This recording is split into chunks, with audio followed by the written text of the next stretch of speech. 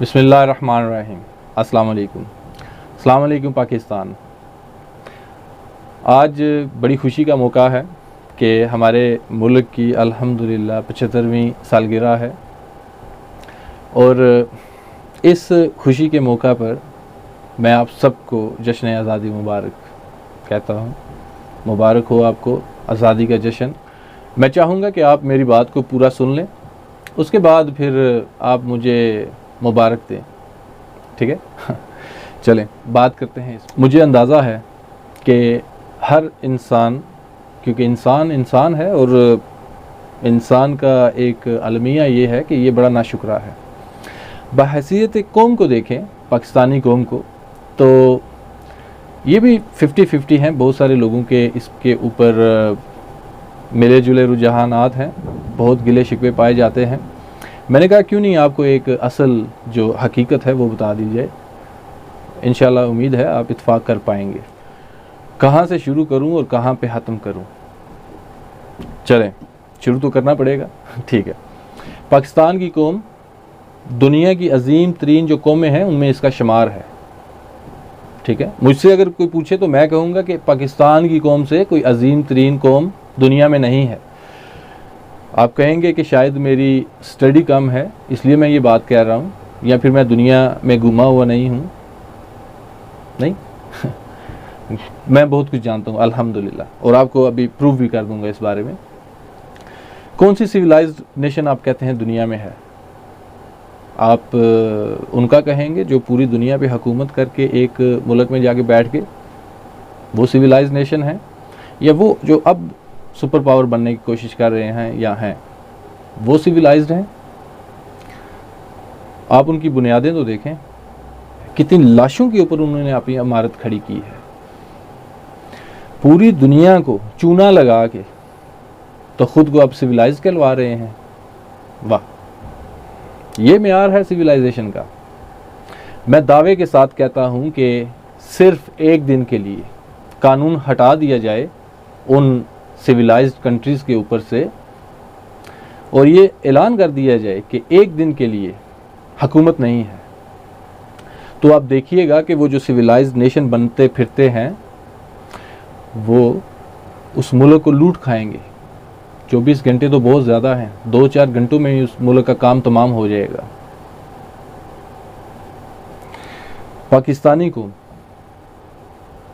उसके मुकाबले में यहाँ पे मतअद्दद बार ऐसा हुआ है कि लाकानूनियत जैसी सूरत हाल पैदा हुई है। जंग हुई, 1965 की हो गई, 1971 की हो गई, तो क्या हुआ? फौज तो बॉर्डर्स पे थी, अंदर क्या हुआ? कोई डाके नहीं डाले गए, कोई चोरियां नहीं हुई, किसी की इज्जत असमत बरी नहीं हुई। तो फिर हम इसको क्यों ना कहें गयूर कौम? अब भी अगर आबादी के लिहाज से देखा जाए, जो हमारी आबादी है उसके लिहाज से हमारी अगर इंतज़ामिया को देखा जाए मुल्क की, तो वो कम है। बावजूद इसके हम लोग टिके हुए हैं अल्हम्दुलिल्लाह। ठीक है, इंसिडेंट्स होते हैं, बुरे होते हैं, उनके मैं ख़िलाफ़ हूँ और मैं उनके ऊपर बात भी करता हूँ, लेकिन फिर भी मेजॉरिटी जो है हमारी कौम की वो अच्छे हैं। आगे चलते हैं कि खुदा न खास्ता रोड पे कहीं किसी का एक्सीडेंट हो जाता है तो एम्बुलेंस से पहले और पुलिस से भी पहले अब वहाँ पे पहुँचती है हमारी आवाम, और वो क्या करते हैं? वो उठाते हैं मरीज़ को और कुछ भी नहीं देखते कि कानूनी कार्रवाई उनके ख़िलाफ़ भी जा सकती है, खुदा न खास्ता। तो वो उसको उठा लेते हैं और ले जाते हैं हॉस्पिटल में, 2-4 बंदे मिलके, और वहाँ जाके फेंक के भी नहीं आते, वहाँ जाके रुक जाते हैं कि इसको शायद खून की ज़रूरत हो, या फिर इसके घर वालों को इतला करो, जब तक वो आते हैं तब तक मैं यहाँ पे खड़ा रहता हूँ। मैंने अपनी ज़िंदगी में ऐसे बहुत सारे वाक़यात देखे हैं, आपने भी देखे होंगे। दुनिया की कोई और कौम बता दें जिसमें ये क्वालिटी हो, ठीक है। इंग्लैंड और अमेरिका, यूरोप, वहाँ पे तो ये है कि अगर कोई बूढ़ा गिर गया है 75 साल का तो उसको आप उठा नहीं सकते। वहाँ पे आपने पुलिस को फ़ोन करना है या एम्बुलेंस को फ़ोन करना है कि वो आके उठाएं। तो मैंने पूछा क्यों, ऐसा क्यों? कहते हैं कि हो सकता है ये बूढ़ा आप पे केस कर दे कि मुझे इसने गिराया है। तो मैंने कहा फिर क्या होगा? जीत तो हमेशा सच की होगी। उसको उठा लेते हैं बूढ़े को, कहते नहीं फिर भी पीछे रहो। मैंने कहा जो होगा देखा जाएगा, मेरे सामने तो बुजुर्ग हैं, मैं उठाऊंगा। मैंने उठाया, अल्हम्दुलिल्लाह कोई केस नहीं हुआ, कुछ नहीं हुआ। वैसे ये उनके कानून के ख़िलाफ़ है। यहाँ पे देखें क्या होता है, यहाँ पे कोई नहीं देखता कि वो बुज़ुर्ग मेरे हैं या किसी और के हैं। वो बुज़ुर्ग हैं, वो बुज़ुर्ग हैं। बस में चढ़ें तो सीट हम खाली कर देते हैं, ट्रेन में बैठें तो सीट से हट जाते हैं कि बुज़ुर्गों को जगह दो, औरतों को जगह दो। और क्या चाहिए आपको? और इससे अजीमतर कौम कौन सी हो सकती है जो अपना हक भी दूसरों को दे दे? देखिए, इस मुल्क पे आफात आती रही हैं कुदरती, और जब इस मुल्क में किसी ज़िले के सतह के ऊपर, किसी इलाकाई सतह के ऊपर, किसी सूबाई सतह के ऊपर कोई मुश्किल आई है तो बाकी सारे सूबों के अवाम ने वहाँ पे वॉलंटियरली फ़ंड्स भेजे हैं, वहाँ पे अपनी इमदाद भेजी है। तो ये हमारी जो कौम है पाकिस्तानी, ये अल्हम्दुलिल्लाह ज़िंदा कौम है। ये ज़िंदा कौम की निशानियाँ हैं। हम लोग अगर आपस में मिले हुए हैं, जुड़े हुए हैं, तो ये इस पे इतना ज़्यादा कानून का हाथ नहीं है, ठीक है। हम लोग माशरती तौर पे अच्छे हैं और मिले हुए हैं, ठीक है। और बाहर के जो दुनिया के लोग हैं, जो दुनिया की कंट्रीज़ बाकी हैं जिनको हम सिविलाइज्ड कहते हैं, सो कॉल्ड सिविलाइज्ड, वो क्या हैं? वो सिर्फ कानून की वजह से रुके हुए। देखें, यहाँ पे हमारा पाकिस्तान का मुकाबला सिर्फ किसी एक कंट्री के साथ नहीं है। हमने तो वो जंगें भी लड़ी हैं, या हम पे वो जंगें मुसल्लत की गई पाकिस्तान के ऊपर जो हमारी थी ही नहीं, फिर भी हमने फेस किया। हमारे जियोपॉलिटिकल आप देखें, अगर हमारा एक हदूद अरबा देखें, पाकिस्तान का नक्शा देखें, तो इर्द गिर्द हमारे आप देख पाएंगे कि कितने सारे हमारे शर्पसंद अनासर मौजूद हैं। तो पाकिस्तान लड़ा उनसे, लड़ता रहा, आज भी लड़ रहा है और इंशाल्लाह आगे भी लड़ता रहेगा। पाकिस्तान की जो फ़ौज है, अल्लाह पाक सलामत रखे इनको, ये वाहिद इदारा है फ़िलहाल पाकिस्तान के अंदर जो पूरी तरह से मनज़्ज़म है। बहुत कोशिश की जाती है इसको तोड़ने की, लेकिन अल्हम्दुलिल्लाह ये मनज़्ज़म है और ये ऐसा ही रहेगा। बाकी रही दुश्मनों की बात, उनसे तो हम लड़ लेंगे, उनसे हमारी फ़ौज से आगे मैं नहीं समझता कि और फ़ौज हमारी फ़ौज के आगे टिक सकती है। ये मैं नहीं कहता, ये दुश्मन की फ़ौजें ये कहती हैं। हमारा एक सिपाही, उनके 10 जो फ़ौजी हैं उन पे भारी है। तो ये जज्बा है, हिम्मत है, ये गयूर कौम का एक मय्यार है कि उसका एक फ़ौजी जो है वो इतना बड़ा बुलंद जज्बा रखता है। ऐसी मिसाल मुझे आप ढूंढ के बताएं कि एक बंदा फ़ौज में शहीद हुआ, फ़ौजी, ठीक है, आगे से उसका बेटा भी शहीद हुआ, आगे से फिर उसका पोता भी शहीद हुआ। ऐसी मिसाल पूरी दुनिया में कहीं से ढूंढ के दिखा दें, ठीक है।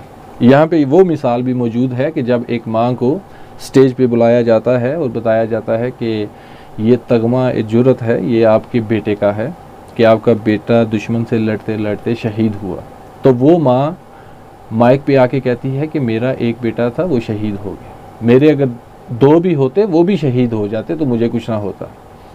ये है हौसला, ये है मोहब्बत, ये है लगन। जितनी कुर्बानियाँ हमारे आबाओ अजदाद ने पाकिस्तान को हासिल करने के लिए दी थी, उससे भी कई ज़्यादा कुर्बानियाँ हमारे जो फ़ौजी हैं भाई हमारे, उन्होंने दी हैं पाकिस्तान को कायम रखने के लिए। ऐसी नेशन, ऐसे सिविलाइज्ड नेशन कहीं और नहीं मिलेगी आपको।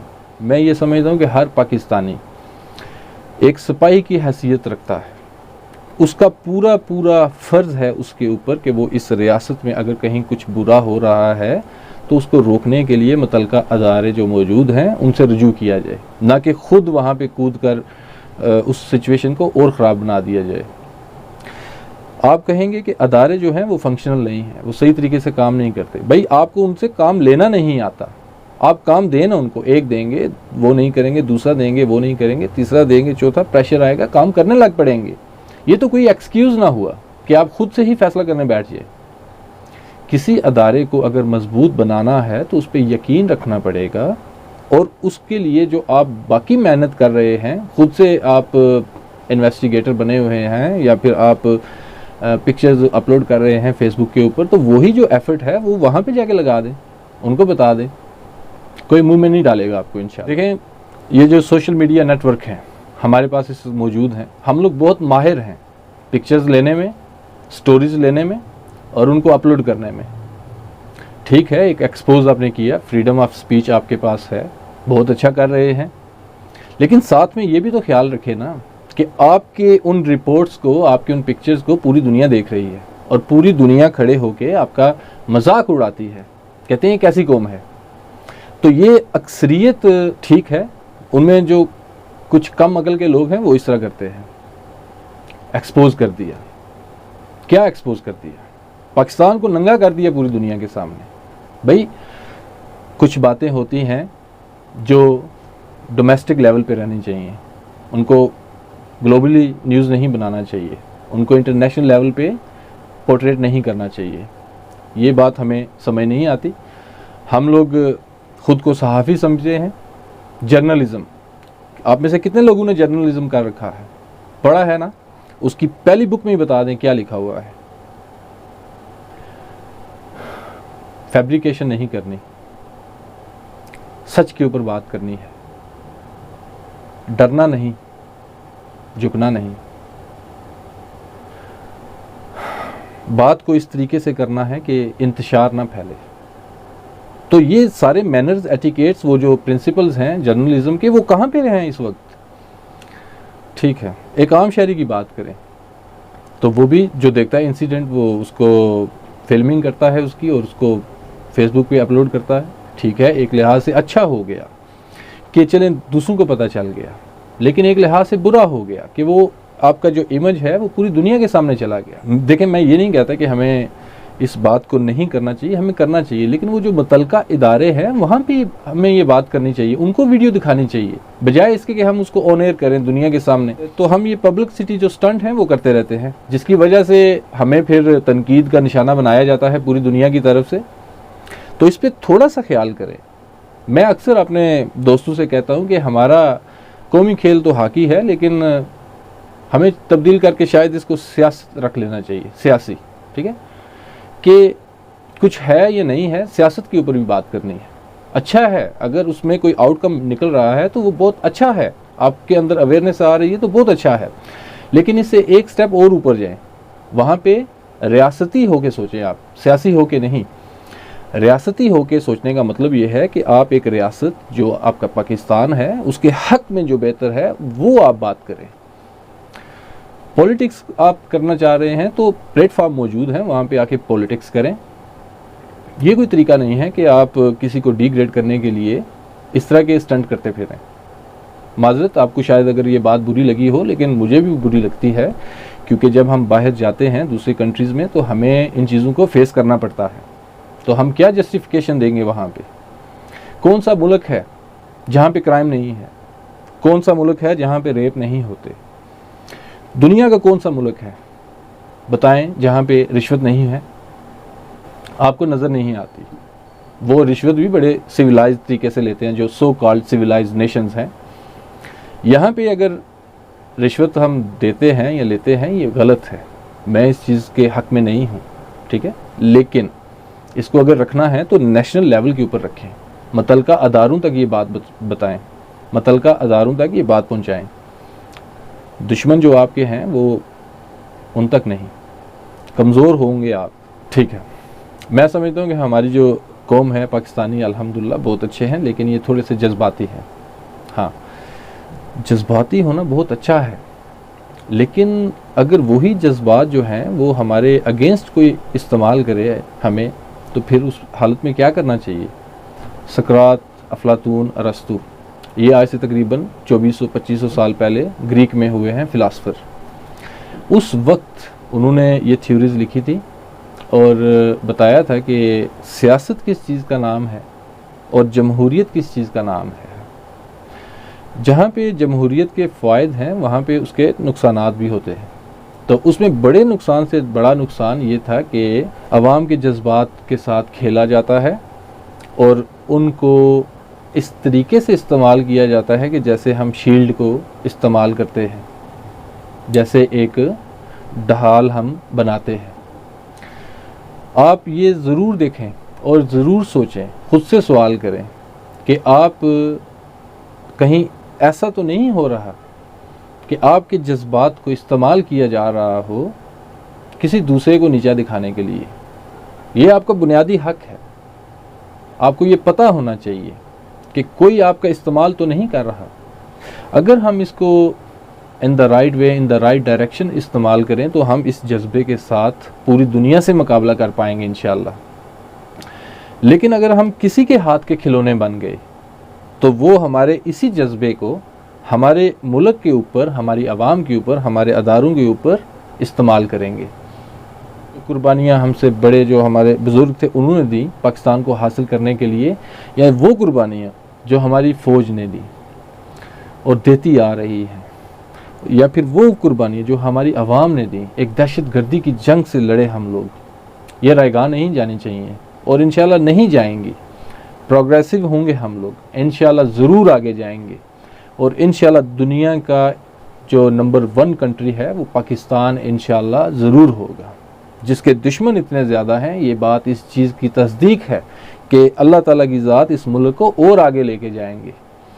क्या हो गया, ये छोटे मोटे क्राइम जो होते हैं, ठीक है, मैं कंडेम्ड करता हूँ, मैं उनके ख़िलाफ़ हूँ, उसके लिए है ना हमारे इदारे मौजूद हैं, आप उनको फ़ाल करें, आप उन पर मेहनत करें।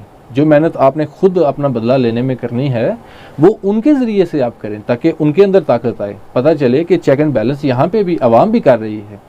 जहाँ पे एक मुल्क को चलाने का जो सिलसिला है वो हम समझते हैं कि जो रियासती अमूर हैं वो एक हुकूमत संभालती है, ठीक है, वहाँ पे हम एक जो आम शहरी है उसके ऊपर भी बहुत ज़्यादा जिम्मेदारियाँ होती हैं। हर एक शहरी को एक सिपाही की तरह होना चाहिए, अलर्ट होना चाहिए। मतलब ये नहीं कि आप लड़ते रहें दूसरों से जाके, ऐसा नहीं करना। मतलब आपको पता होना चाहिए कि कौन क्या कर रहा है। जहाँ पे गलत आप कुछ देखें आप पुलिस को इन्फॉर्म करें, आप फौज को इन्फॉर्म करें। कोई खुदा न खास्ता ऐसी कोई एक्टिविटी देखते हैं तो हम सबकी ये कॉमन जिम्मेदारी है कि हम इस मुल्क में रहने का, इस मुल्क से मुस्तफ़ीद होने का हक अदा करें। तो इसका हक क्या है कि इसको मुल्क को कायम रखा जाए इंशाअल्लाह। तो कायम कैसे रहेगा? जब हम आवाम और फ़ौज, आर्मी मिल के चलेंगे। एक मुल्क के लिए एक दूसरे मुल्क से लड़ना बहुत मुश्किल हो जाता है, जहाँ पे उसका सिर्फ एक ही हरीफ होता है। और आप ख़ुद देखें पाकिस्तान के दुश्मन ममालिक कितने हैं, लिस्ट मिलेगी आपको लंबी सी। बावजूद उसके पाकिस्तान कायम है, बावजूद उसके हमारी आर्मी कायम है, बावजूद उसके हमारी आवाम अल्हम्दुलिल्लाह सुख चैन का सांस ले रही है। और क्या चाहिए? और क्या चाहिए हमें? इतने थ्रेट्स और किसी कंट्री को नहीं है जितने पाकिस्तान को है। बावजूद उसके हमारी फ़ौज स्टैंड बाई है, खड़ी है, हर दम खड़ी रहती है, इंतज़ार में है कि कब बुलावा आ जाए और हमें जाना पड़े। ठीक है, ये वो वाली फ़ौज है जिन्होंने कफन अपने सर के ऊपर बांध रखे हैं। इनसे कोई क्या मुकाबला करेगा? यही कर सकते हैं ना, वो प्रॉक्सी वार्स करवाते हैं दुश्मन हमारे अंदर ऐसे छुप छुप के हमले करते हैं, वारदातें करते हैं। क्यों करते हैं पता है? इतनी हिम्मत नहीं है कि हमारे सामने वो आ सके, हमारे मुल्क के सामने आ सके, हमारी फ़ौज के सामने आ सके। इसलिए वो हमारे अंदर ये दंगे फसाद और ये शरपसंद अनासर जो हैं वो फैलाते हैं। लेकिन आपने घबराना नहीं इंशाअल्लाह, ठीक है? आपने बिल्कुल नहीं घबराना, इस चीज़ की फ़िक्र ना करें। ये बुरे और अच्छे वक्त आते रहते हैं, हमने बस हिम्मत करनी है, हमने अपना काम करना है। और हमारी तरफ से इस मुल्क में, इस मुल्क को जब भी ज़रूरत पड़े हमारी, तो हमारा तन मन धन सब कुछ इस पर निछावर कर देना चाहिए। और करेंगे, अगर ज़रूरत पड़ेगी तो इंशाल्लाह ज़रूर करेंगे, इस मुल्क की बका की खातिर, इस मुल्क को सलामत रखने की खातिर। हमें इस जज्बे के साथ ही रहना है और यही जज्बा है जो हमें हारने नहीं देगा इंशाल्लाह। दुश्मन डरता है हमसे, छुप के वार करता है, सामने आके हिम्मत नहीं है उसके वार करे।